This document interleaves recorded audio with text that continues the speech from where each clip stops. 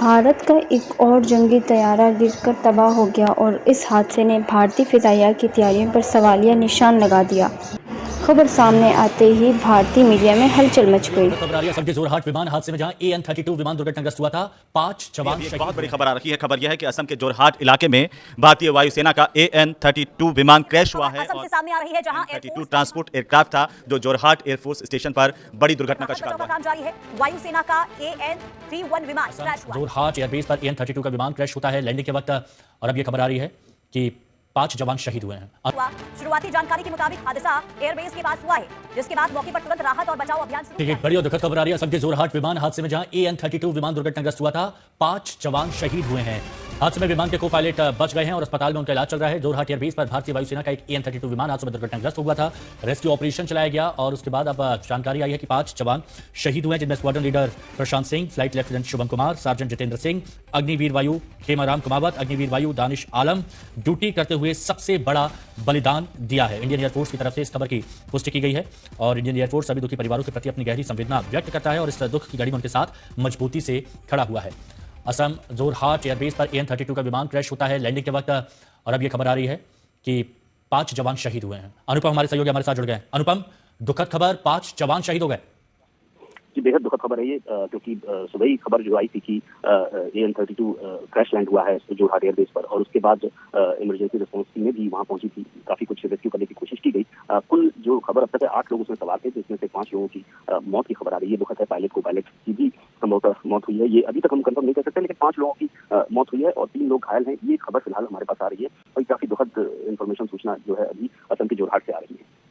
वाकई ये बहुत दुखद खबर है जहां पर हमारे 5 जवान शहीद हुए हैं और एक को पायलट घायल हैं, जिनका इस वक्त अस्पताल में इलाज चल रहा है। जिंदगी और मौत के बीच जंग लड़ रहे हैं और सुबह आज असम के जोरहाट एयरबेस पर AN-32 विमान क्रैश हुआ था। नमस्कार, मैं हूं आपके साथ हेमंत कुमार और अभी एक बहुत बड़ी खबर आ रही है। खबर यह है कि असम के जोरहाट इलाके में भारतीय वायुसेना का AN-32 विमान क्रैश हुआ है और इंडियन एयरफोर्स के 5 जवानों के भी शहीद होने की दुखद खबर मिल रही है। बताया जा रहा है कि लैंडिंग के दौरान ये बड़ा हादसा हुआ, जिसे लेकर भारतीय वायुसेना की तरफ से जानकारी दी गई है कि उसका एक AN-32 ट्रांसपोर्ट एयरक्राफ्ट था जो जोरहाट एयरफोर्स स्टेशन पर बड़ी दुर्घटना का शिकार हुआ है। इस हादसे के तुरंत बाद एयरबेस के आपातकालीन और फायर फाइटिंग टीमें मौके पर पहुंची। हालांकि बचाव अभियान शुरू होते ही सह पायलट को जीवित निकाल लिया गया है, लेकिन विमान में जो लोग सवार थे 5 अन्य वायुसेना के कर्मचारी, उनको बचाया नहीं जा सका। असम के जोरहाट में रौरिया एयरफोर्स स्टेशन पर शनिवार को भारतीय वायुसेना का ये AN-32 परिवहन विमान था जो दुर्घटनाग्रस्त हुआ है। इस दर्दनाक हादसे में वायुसेना के 5 कर्मचारियों के शहीद होने की दुखद खबर है, जबकि सह पायलट गंभीर रूप से घायल है और गंभीर घायल होने के बावजूद जीवित बच गया है। अच्छी बात है, अभी उनका इलाज चल रहा है। भारतीय वायुसेना ने इस पूरे हादसे को लेकर के बयान जारी किया।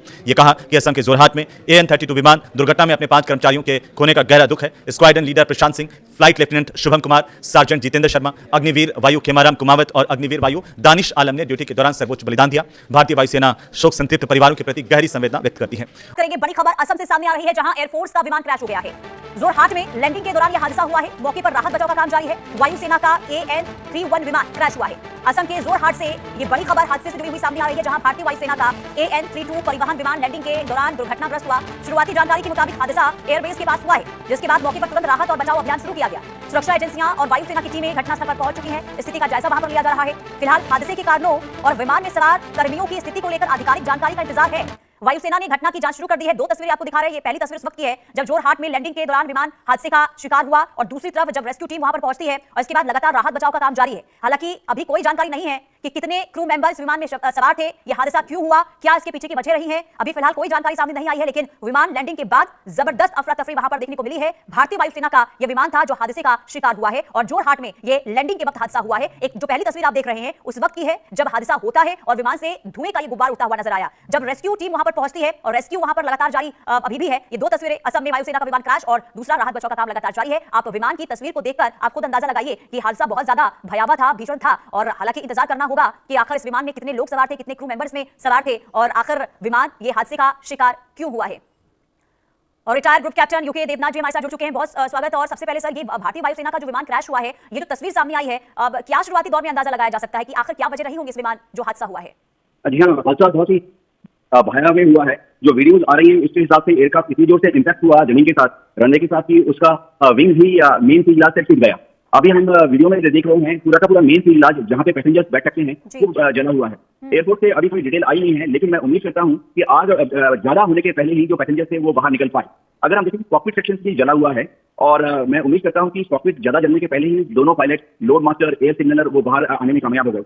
एयर हेडक्वार्टर ने कोई डिटेल्स नहीं दिया है, लेकिन जाहिर बात है वहां पर अभी मानसून का सीजन चल रहा है और लो क्लाउड्स बहुत ज्यादा हैं। तो जोरहाट में ऐसे तो इंस्ट्रूमेंट लैंडिंग सिस्टम लगाया हुआ है, लेकिन इंस्ट्रूमेंट लैंडिंग सिस्टम जो है वो पायलट्स को जब जमीन की तरफ, रनवे की तरफ लाता है तो फाइनल मूवमेंट में पायलट को जमीन से जब आंख से आई कांटेक्ट हो जाता है तो अपने आप मैनुअली लैंड करना पड़ता है। हो सकता है कि जब वो लैंड करने आया हो तो उस वक्त क्लाउड बहुत नीचे लेवल पर थे और लास्ट मोमेंट तक तो रनवे दिखाई नहीं दिया। जहाज बहुत बढ़िया है, 1984 में इंडक्ट हुआ था, लेकिन हर फ्लाइट के बाद मैं आपको यकीन दिलाना चाहता हूँ और जिम्मेदारी के साथ कहता हूँ कि हर फ्लाइट से पहले उसकी जहाज की सारे सिस्टम को चेक किया जाता है और फ्लाइट इंजीनियर और स्क्वाड्रन के जो चीफ इंजीनियर होते हैं वो फ्लाइट एयरक्राफ्ट को तभी क्लियर करते हैं जब सारे सिस्टम दुरुस्त काम कर रहे हैं। जी, लेकिन सर क्योंकि आप बता रहे हैं कि मौसम भी एक वजह हो सकती है और आप ये भी बता रहे हैं कि अगर कोई विमान उड़ान भरता है तो उससे पहले चेकिंग होती है, लेकिन क्या वाकई में मौसम एक वजह या फिर कोई तकनीकी खामियां भी हो सकती हैं? हाँ, इसमें कोई शक नहीं है कि एयरपोर्ट में जितने भी क्रैश हुए हैं पिछले 10 साल में, अगर आप देखें तो उसमें से काफी बड़ा प्रतिशत, करीबन 40% क्रैशेस के लिए तकनीकी खामियों को जिम्मेवार ठहराया गया था। अब तकनीकी खामियां जरूरी नहीं है कि डिजाइन एरर हो, फ्लॉ हो, ये भी जरूरी नहीं है कि किसी नियम कानून का, टेक्निकल मेंटेनेंस प्रोसीजर का वायलेशन हुआ हो। कई बार क्या होता है कि कुछ कंपोनेंट्स होते हैं, पुराने हैं, उनमें फटीग क्रैक आ जाती है, तो इंजीनियर हर साल फटीग क्रैक डिटेक्ट करने के लिए, यानी जहां पर भी वो मेटल नरम हो गया है या अंदरूनी क्रैक है, नॉन डिस्ट्रक्टिव टेस्ट करते हैं।